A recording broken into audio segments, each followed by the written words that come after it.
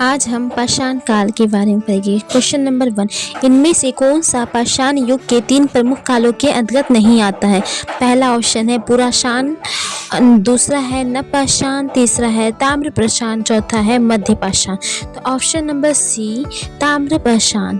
पाषाण युग में मनुष्य पत्थर के औजारों का उपयोग करता था। पाषाण युग के 3 चरण पुराषाण, मध्यपाषाण और नवपाषाण है। ताम्रपाषाण युग नवपाषाण युग के बाद आरंभ हुआ, जिनमें मनुष्य तांबे के औजारों का उपयोग करने लगे। लगभग 5000 ईसा पूर्व में मनुष्य ने सर्वप्रथम तांबा धातु का प्रयोग किया था। क्वेश्चन नंबर 2, भीमबेटका की गुफाओं की खोज कब हुई थी? 1955 से 56 तक, या 1957 से 58, या 1954 से 55 में, या 1953 से 54 में? तो ऑप्शन नंबर है बी 1957 से 58 में। भीमबेटका की गुफाएं भारत के मध्य प्रदेश के रायसेन जिले में स्थित है। ये गुफाएं चारों तरफ से विंध्य पर्वत मालाओं से घिरी हुई है। यह एक पुराशानिक गुफा आवास है जिसकी निरंतरता मध्य ऐतिहासिक काल तक रही है। इसकी खोज डॉक्टर विष्णु श्रीधर बानक्कर द्वारा 1957 से 58 में की गई थी। वर्ष 2003 में यूनेस्को ने इसे विश्व धरोहर स्थल घोषित किया था। क्वेश्चन नंबर 3, भीमबेटका के शिलाश्रय निम्नलिखित में से किसके लिए प्रसिद्ध है?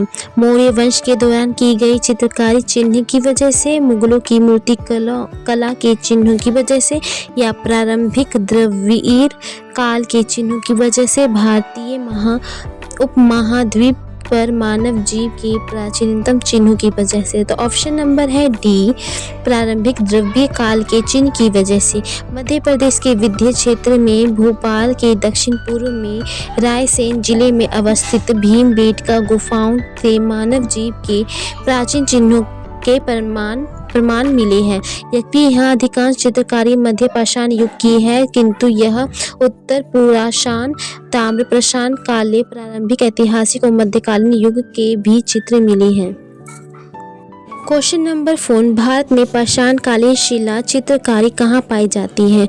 नालंदा, भीमबेटका, एलिफेरा या बाघ गुफाएं में? तो आंसर है बी, ऑप्शन है भीमबेटका में। भीमबेटका भारत के मध्य प्रदेश प्रांत के रायसेन जिले में स्थित एक पुरापाषाणिक आवासीय पुरास्थल है, जहां पर पाषाणकालीन शिला चित्रकारी पाई जाती है। क्वेश्चन नंबर 5, निम्नलिखित में से कौन सा मानव गतिविधियों सभ्यता के पाक्र ऐतिहासिक काल का सही कालानुक्रम है?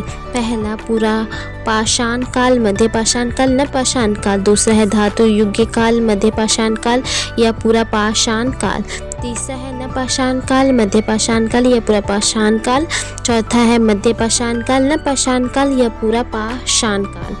तो इसका आंसर है ऑप्शन नंबर ए